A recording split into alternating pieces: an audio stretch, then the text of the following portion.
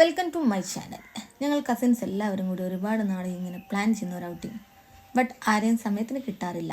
അങ്ങനെ ഇന്ന് എല്ലാവരും ഒത്തുചേർന്നു. കസിൻസ്, അവരുടെ കുട്ടികൾ, പിന്നെ ഞാൻ. എന്താലേ, ഞങ്ങൾ 5 കസിൻസ് നെല്ലിയാറാവത് അത് പറഞ്ഞപ്പോഴാണ് ഞങ്ങളെല്ലാവർക്കും ഒരു ഐസ്ക്രീം വാങ്ങിച്ചു കൊടുത്തു. ഞങ്ങൾ കസിൻസ് 5 ആൾക്കാരാണെങ്കിലും 4 പെണ്ണും കുട്ടികളും 1 ആൺകുട്ടിയുമാണ്.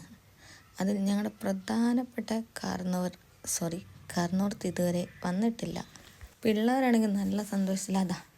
ഇതാണ് മൂത്ത കസിൻ്റെ മോൻ, ഇത് 2ാമത്തെ കസിൻ്റെ മോൻ, ഇവിടെ കൊച്ചു പെങ്ങൾ അതേ പോയി. ഇതൊക്കെ എന്തെന്നും പറഞ്ഞ് ഇതാ ചടി എണീക്കുന്ന.